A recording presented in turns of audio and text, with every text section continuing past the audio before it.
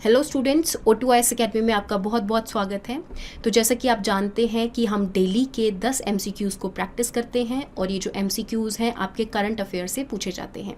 जैसे जो भी चीज़ें आपकी न्यूज़ में चल रही हैं, द हिंदू हो गया, इंडियन एक्सप्रेस हो गया, PIB हो गया, देन इज़ आपके एग्जाम पॉइंट ऑफ व्यू से जो भी चीज़ें रेलिवेंट हैं हम उनको MCQs के द्वारा प्रैक्टिस करते हैं।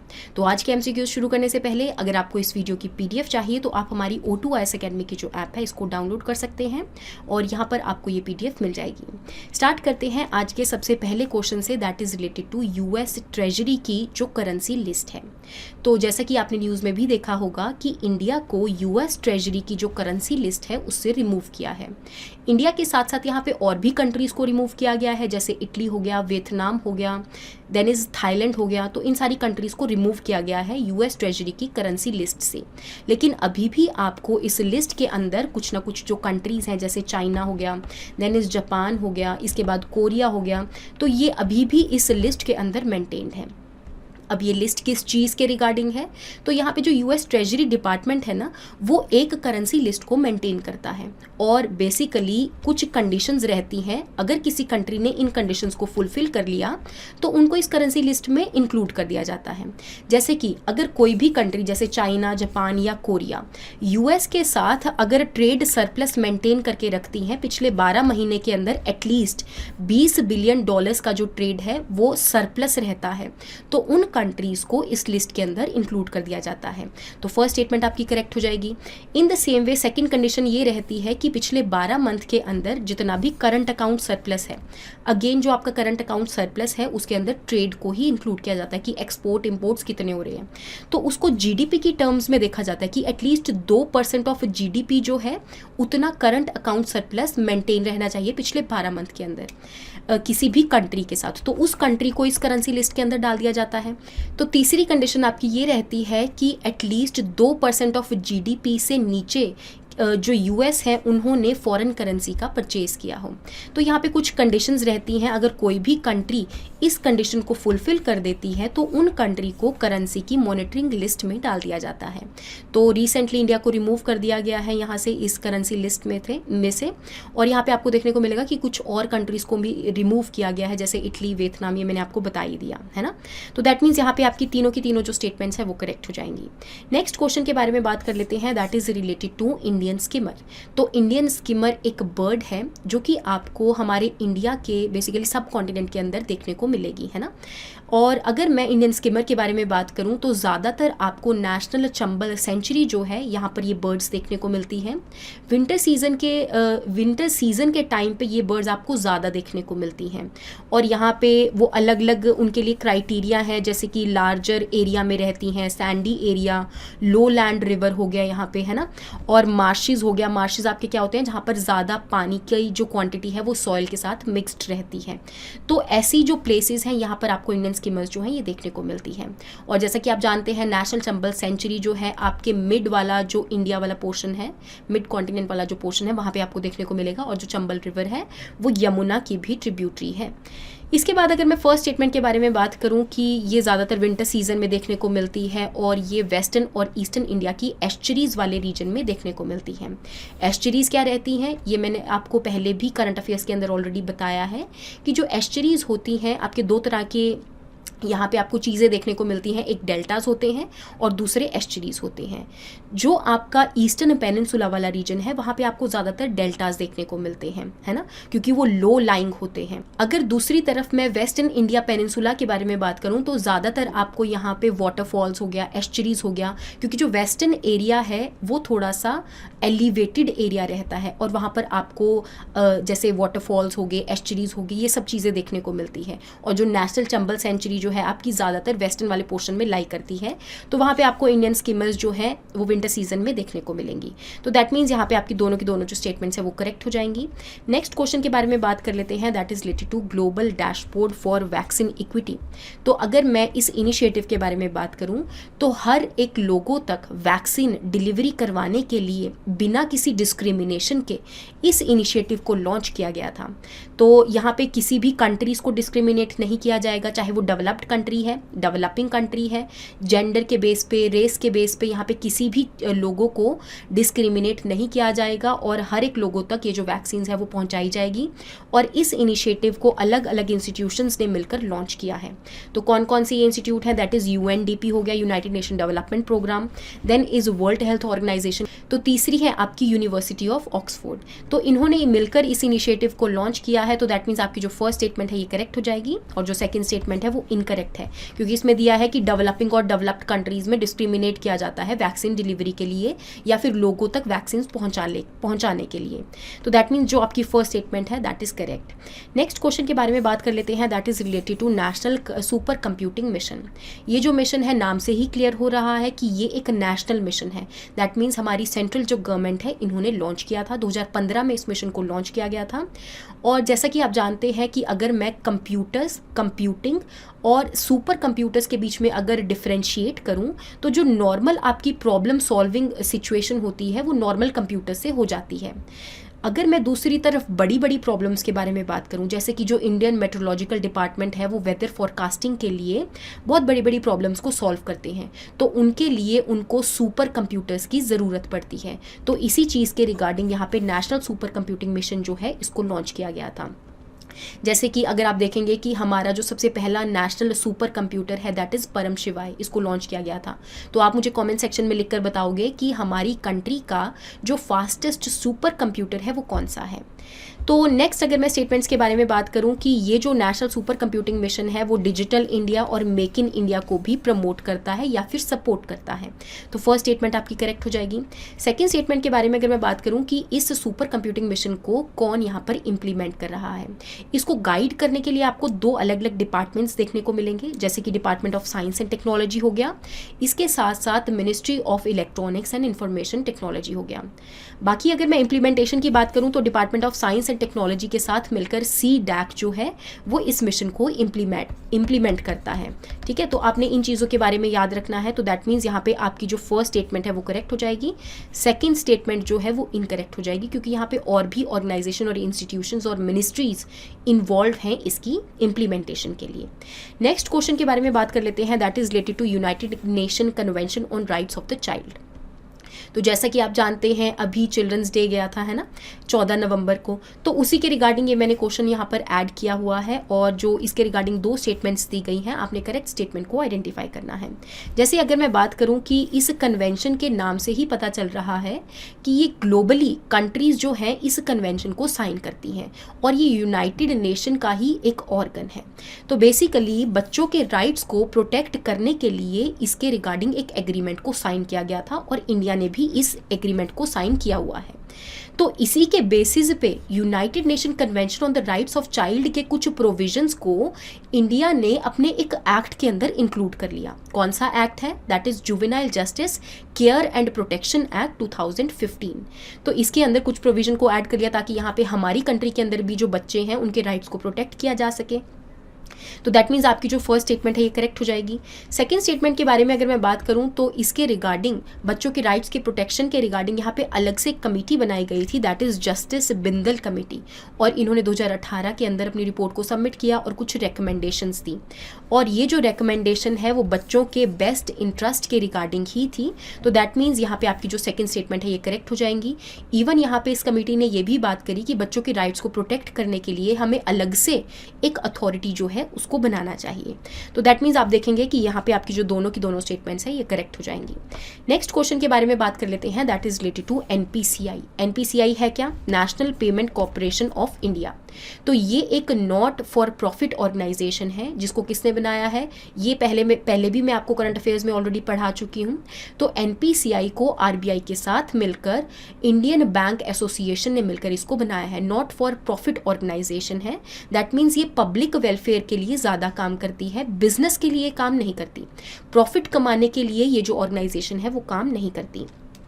फिर दूसरी अगर मैं बात करूं कि जितनी भी रिटेल पेमेंट्स हो रही हैं, सेटलमेंट हो रही हैं पेमेंट्स की, वो सारी चीज़ों को एक तरह से करने के लिए, ट्रांजैक्शंस वगैरह को सेटलमेंट्स, पेमेंट की सेटलमेंट्स करवाने के लिए NPCI जो है ये काम करती है। जैसे आजकल आप देखेंगे ना कि हम UPI ID को बहुत ज़्यादा यूज़ करते हैं, हर जगह हम कहीं पे भी पेमेंट करनी होती है तो UPI IDs को यूज़ करते हैं। तो ये जो यूनिफाइड पेमेंट इंटरफेस है इसको भी NPCI ने ही बनाया है, और अभी तक का ये first biggest, that means second biggest नहीं है, first biggest transaction settlement system है। ठीक है, यहाँ पे नेफ्ट को बताया गया कि ये नेफ्ट के बाद आता है, लेकिन ऐसा कुछ नहीं है, है ना। तो ये फर्स्ट बिगेस्ट रहेगा, तो दैट मीन्स यहाँ पे आपकी जो फर्स्ट स्टेटमेंट है ये करेक्ट हो जाएगी और सेकंड स्टेटमेंट जो है ये इनकरेक्ट हो जाएगी। नेक्स्ट क्वेश्चन के बारे में बात कर लेते हैं, that is related to VVPAT. अब वीवीपैट है क्या? That is voter verifiable paper audit trail. तो जैसा कि आप जानते हैं कि आजकल इलेक्शंस का बहुत ज़्यादा मोड चल रहा है ना, तो यहाँ पर वीवीपैट जो मशीन्स हैं उनको यूज़ किया जाता है। तो ये जो आपको ब्लू कलर की दिख रही है दैट इज़ वीवीपैट। अब जब भी कोई पर्सन वोटिंग करने जाता है तो यहाँ पर किसी भी अगर पार्टी को उसने सिलेक्ट किया है, किसी को भी वोट डालना है, तो उनकी जो वोट होती है कुछ सेकंड्स के लिए इस वीवीपैट मशीन पर शो करी जाती है। तो दैट मीन्स जो आपकी फर्स्ट स्टेटमेंट है कि ट्रांसपेरेंट ग्लास केस तो है, लेकिन यहाँ पे आपकी जो वोट है वो रिटर्निंग ऑफिसर को नहीं दिखाई जाती। रिटर्निंग ऑफिसर कौन है यहाँ पर? तो बेसिकली जितने भी इलेक्शन बूथ्स होते हैं वहाँ पे अलग अलग ऑफिसर्स जो हैं उनको अपॉइंट किया जाता है और उनको रिस्पॉन्सिबिलिटी दी जाती है कि आप इस इलेक्शन बूथ को हैंडल करेंगे। यहाँ पे अगर कोई भी चीज़ होती है, कोई भी इश्यूज होते हैं, उसको रिजॉल्व करेंगे और अच्छे से जो लोग हैं वो यहाँ पर वोट कर सकें। ठीक है, तो इन सब चीज़ों को इंश्योर करेंगे। तो दैट मीन्स सिर्फ आप ही इस वोट को देख सकते हैं, रिटर्निंग ऑफिसर इस वोट को नहीं देख सकता। सेकेंड स्टेटमेंट के बारे में अगर मैं बात करूं तो इस वीवीपैट मशीन को हमारी असेंबली कॉन्स्टिट्यूएंसी या फिर पार्लियामेंट्री कॉन्स्टिट्यूएंसी की जो इलेक्शंस हैं उनके लिए यूज़ किया जाता है, और यहाँ पर वीवीपैट के अंदर से ही रैंडम जो काउंटिंग है वो एक तरह से चेक करी जाती है। तो दैट मीन्स यहाँ पे आपकी जो दोनों की दोनों स्टेटमेंट्स हैं वो यहाँ पर करेक्ट हो जाएंगी। जो आपकी फर्स्ट स्टेटमेंट है वो इनकरेक्ट हो जाएगी क्योंकि रिटर्निंग ऑफिसर को ये वोट नहीं दिखाई जाती। तो सेकंड स्टेटमेंट आपकी करेक्ट हो जाएगी। नेक्स्ट क्वेश्चन के बारे में बात कर लेते हैं, that is related to currency depreciation in India. तो जैसा कि आप जानते हैं कि इंडियन रुपी जो है वो बहुत ज़्यादा डेप्रिशिएट कर रहा है। अब इसका मतलब क्या है कि इंडियन रुपी डेप्रिशिएट कर रहा है? दैट मीन्स जो इंडियन करेंसी है उसकी वैल्यू जो है वो डिक्रीज हो रही है as compare to foreign currencies, और यहाँ पे ज़्यादातर हम US डॉलर को ही इसके साथ कंपेयर कर लेते हैं। जैसे कि अगर मैं बात करूं कि US जो फेडरल रिजर्व है, दैट मीन्स US का जो सेंट्रल बैंक है, वो थोड़ी थोड़े टाइम बाद अपने जो इंटरेस्ट रेट्स हैं उनको इंक्रीज़ कर रहा है, और उसकी वजह से क्योंकि वहाँ पर ज़्यादा इंटरेस्ट रेट मिल रहे हैं तो उसकी वजह से जिन भी लोगों ने हमारी कंट्री के अंदर इन्वेस्टमेंट करी है वो सारे यहाँ से अपना जो मनी है उसको ले जाकर फॉरेन कंट्रीज़ के अंदर जाकर इन्वेस्ट कर रही हैं। तो दैट मीन्स यहाँ पे फॉरेन करेंसी की जो डिमांड है वो इंक्रीज़ हो रही है और इंडियन रुपी की जो डिमांड है वो डिक्रीज हो रही है। इसका मतलब अगर डिमांड किसी चीज़ की कम है तो दैट मीन्स उसकी जो वैल्यू है वो कम चल रही है। तो दैट मीन्स इंडियन करेंसी जो है वो डेप्रिशिएट हो रही है। तो इसकी वजह से क्योंकि इंडियन करेंसी डेप्रिशिएट हो रही है तो यहाँ पे आपको अलग अलग कॉन्सिक्वेंसेस देखने को मिलते हैं। जैसे कि अगर मैं बात करूँ एक्सपोर्ट एक्टिविटी के बारे में, तो जब भी एक करेंसी डेप्रिशिएट होती है तो उस कंट्री के जो एक्सपोर्ट्स हैं वो इंक्रीज हो जाते हैं। जैसे अगर मैं एक एग्जाम्पल लेके यहाँ पे बात करती हूँ, जैसे कि अगर $1 पहले अगर 50 रुपये का है, तो यहाँ पे सिर्फ मैं एग्जाम्पल दे रही हूँ, एग्जैक्टली इतने का तो नहीं है अभी, ठीक है। तो अगर मैं बात करूँ कि अगर $1 50 रुपये का है और इंडियन करेंसी की वैल्यू अगर कम हो गई है और इसकी वजह से $1 जो है वो अब 100 रुपये का हो गया, तो अगर इंडिया से बाहर कोई सामान जाएगा, मान लो एक 50 रुपये का एक्स प्रोडक्ट था, ये प्रोडक्ट जो है जब फॉरेन मार्केट के अंदर जाएगा, पहले वो 50 रुपये में आता था, $1 में एक सामान आता था, लेकिन अब क्योंकि इंडियन करेंसी डेप्रिशिएट कर गई है तो $1 में लोगों को 2 सामान मिलना शुरू हो जाएगा, मतलब कि 2x जो प्रोडक्ट है ये मिलना शुरू हो जाएगा। दैट मीन्स इंडिया के जो एक्सपोर्ट्स हैं वो इंक्रीज कर जाएंगे। लेकिन यहाँ पे ना इसकी कुछ कंडीशंस रहती हैं कि एक्सपोर्ट्स तो इंक्रीज कर गए, लेकिन ये जो प्रोडक्ट है वो एफिशिएंट भी होना चाहिए, मार्केट के अंदर कॉम्पिटिटिव भी होना चाहिए कि इस प्रोडक्ट की जो क्वालिटी है वो इतनी अच्छी होनी चाहिए कि लोग इसी को ही खरीदें। तो यहाँ पे और भी कुछ कंडीशंस आ जाती हैं। तो दैट मीन्स आपकी जो फर्स्ट स्टेटमेंट है कि करेंसी डेप्रिशिएट जो जब होती है तो उसकी वजह से कंट्री के एक्सपोर्ट्स इंक्रीज कर जाते हैं, तो ये स्टेटमेंट आपकी बिल्कुल सही हो जाएगी। सेकेंड स्टेटमेंट के बारे में अगर मैं बात करूं कि travel to India gets costly, तो अगर कोई भी पर्सन फॉरेन कंट्री से इंडिया के अंदर आएगा तो पहले $1 से उसे 50 रुपये मिलते थे, लेकिन अब $1 से उसे 100 रुपये मिल रहे हैं। दैट मीन्स अगर कोई भी फॉरेनर जो है वो इंडिया के अंदर आएगा तो उसका जो ट्रैवल है वो चीप हो जाएगा, ना कि कॉस्टली। तो दैट मीन्स आपकी जो सेकेंड स्टेटमेंट है वो इनकरेक्ट हो जाएगी। थर्ड स्टेटमेंट के बारे में अगर मैं बात करूँ तो that is related to remittances. जैसे कोई भी अगर फैमिली है, उनके जो भी बच्चे हैं, जैसे अगर बाहर रह रहे हैं और बाहर से वो जितना भी जॉब वगैरह करते हैं वहाँ से रेमिटेंसेस भेजते हैं, कुछ पैसे भेजते हैं इंडिया के अंदर, तो अगर करेंसी डेप्रिशिएट कर गई है तो जो रेमिटेंसेस हैं उसमें बेनिफिट मिलता है। कैसे बेनिफिट मिलता है, अगेन इसी का एग्जाम्पल ले लेते हैं। फॉर एग्जाम्पल कोई भी ए पर्सन है जो कि यूएस के अंदर रह रहा है और इंडिया के अंदर उनकी एक बी फैमिली है। पहले जब वो $1 इंडिया के अंदर भेजा था तो यहाँ पे इस फैमिली को 50 रुपये मिलते थे, लेकिन अब जब ये $1 भेज रहा है तो इस फैमिली को 100 रुपये मिल रहे हैं। तो दैट मीन्स रेमिटेंसेस के अंदर जो फैमिली है उनको थोड़ा सा गेन देखने को मिलता है। तो दैट मीन्स आपकी जो थर्ड स्टेटमेंट है वो करेक्ट हो जाएगी और आपका जो आंसर है वो बनेगा 1 and 3 ओनली, क्योंकि second statement is incorrect. Next question के बारे में बात कर लेते हैं, दैट इज रिलेटेड टू ई श्रम पोर्टल। तो ई श्रम पोर्टल के बारे में बात करूं तो सबसे पहली बात तो हमारी जो ministry of labour and employment है उन्होंने इस पोर्टल को लॉन्च किया है। तो जैसा कि आप जानते हैं हमारी कंट्री के अंदर अलग अलग टाइप के वर्कर्स आपको देखने को मिलेंगे। कौन कौन से टाइप के वर्कर्स हैं, एक तो ऑर्गेनाइज्ड वर्कर्स हो गया, दूसरे अनऑर्गेनाइज्ड वर्कर्स हो गया। जो ऑर्गेनाइज्ड वर्कर्स होते हैं वो बेसिकली ऐसी कंपनीज में जॉब करते हैं जहां पर उनकी जॉब सिक्योरिटी है। दूसरी तरफ अगर मैं अनऑर्गेनाइज्ड वर्कर्स के बारे में बात करूं तो ज़्यादातर जितनी भी हमारी लेबर फोर्स है, जैसे कि जो लेबर करती है ना, इंफ्रास्ट्रक्चर को डेवलप करती है, और बेसिकली एग्रीकल्चर वाला भी आपका इसी के अंदर आ जाता है, तो उनके डाटा को मेंटेन करने के लिए ई श्रम पोर्टल को लॉन्च किया गया था। और ये जो ई श्रम पोर्टल है वो सुप्रीम कोर्ट की गाइडलाइंस के ऊपर लॉन्च किया गया था कि हमारी कंट्री के अंदर जो अनऑर्गेनाइज्ड वर्कर्स हैं उनके ऊपर कोई भी डाटा अवेलेबल नहीं है, तो आप अलग से एक पोर्टल बनाइए और जितने भी अनऑर्गेनाइज्ड वर्कर्स हैं उनका डाटा यहाँ पर इस पोर्टल के अंदर कलेक्ट कीजिए। क्यों कलेक्ट कीजिए, क्योंकि यहाँ पर हमारी जो सेंट्रल गवर्नमेंट है अलग अलग स्कीम्स को लॉन्च करती है और ज़्यादातर हमारी कंट्री में क्योंकि आपको अनऑर्गेनाइज्ड वर्कर्स देखने को मिलेंगे तो उन वर्कर्स को टारगेट करने के लिए स्कीम अच्छे से इम्प्लीमेंट हो जाए तो यहाँ पे पहले लोगों को भी तो आइडेंटिफाई करना पड़ेगा ना। तो इस वजह से ई श्रम पोर्टल को लॉन्च किया गया था और यहाँ पे जो भी लोग ई श्रम पोर्टल के ऊपर रजिस्टर करते हैं तो उनको एक कार्ड दिया जाता है जो कि जिसके अंदर आपको 12 डिजिट यूनिक नंबर जो है ये देखने को मिलेगा। जैसे हमें आइडेंटिटी के लिए आधार कार्ड दिया जाता है ना, इन द सेम वे जो अनऑर्गेनाइज्ड वर्कर्स हैं जो कि ई श्रम पोर्टल के ऊपर रजिस्टर करते हैं तो उनको एक यूनिक आइडेंटिफिकेशन नंबर दिया जाता है। तो दैट मीन्स यहाँ पर आप देखेंगे कि आपकी जो दोनों की दोनों स्टेटमेंट्स हैं ये करेक्ट हो जाएगी।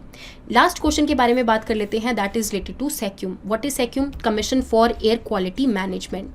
तो यहाँ पे जब हमें देखने को मिला कि दिल्ली वाले रीजन के अंदर बहुत ज़्यादा जो पोल्यूशन है, एयर पोल्यूशन है वो इंक्रीज हो गया, तो 2021 के अंदर हमने commission for air quality management जो है इसको बना दिया।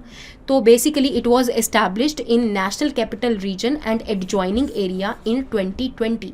तो जो आपकी फर्स्ट स्टेटमेंट है ये इनकरेक्ट हो जाएगी क्योंकि इसका जो ऑर्डिनेंस है वो अप्रैल 2021 में आया था, तो 2020 के अंदर सेक्यूम को नहीं बनाया गया था। नेक्स्ट अगर स्टेटमेंट के बारे में बात करूं तो आपकी एक अथॉरिटी है that is a central pollution control board या फिर यहाँ पे स्टेट लेवल स्टैट्यूटरी बॉडीज़ जो हैं आपको देखने को मिलेगी। तो बेसिकली क्या था, जो हमारा वाटर एक्ट था 1974 का, उस टाइम पे सेंट्रल पोल्यूशन कंट्रोल बोर्ड को बनाया गया था। तो that means it is a statutory body, तो इसको बनाया गया था। तो जितनी भी पोल्यूशंस है उसके रिगार्डिंग कुछ भी गाइडलाइंस वगैरह देनी है उसके लिए बनाया गया था। तो अब क्योंकि ये अच्छे से एफिशिएंटली काम नहीं कर रहा था ना, तो इस वजह से 2021 के अंदर जो commission for air quality management है इसको ऑर्डिनेंस के द्वारा बना दिया गया और जो भी डिसीजंस सेक्यूम लेगा तो ये इनके डिसीजंस जो हैं वो सुपरसीड करेंगे। दैट मीन्स CAQM के जो डिसीजंस हैं वो ज़्यादा माननीय होंगे as compare to central pollution control board. इसके अलावा कुछ और चीज़ें जो आपको पता होनी चाहिए कि हमारा जो CPCB है ये वाटर एक्ट 1974 के द्वारा बनाया गया था, ministry of environment forest and climate change के अंदर आता है। तो दैट मीन्स यहाँ पे आपकी जो सेकंड स्टेटमेंट है ये करेक्ट हो जाएगी, फर्स्ट स्टेटमेंट इनकरेक्ट हो जाएगी। तो आई होप आपको यहाँ तक जो क्वेश्चंस हैं MCQs हैं उनके बारे में समझ में आया होगा। नेक्स्ट क्लास के अंदर हम नेक्स्ट करंट अफेयर्स और MCQs के साथ मिलेंगे। Thank you so much and have a nice day.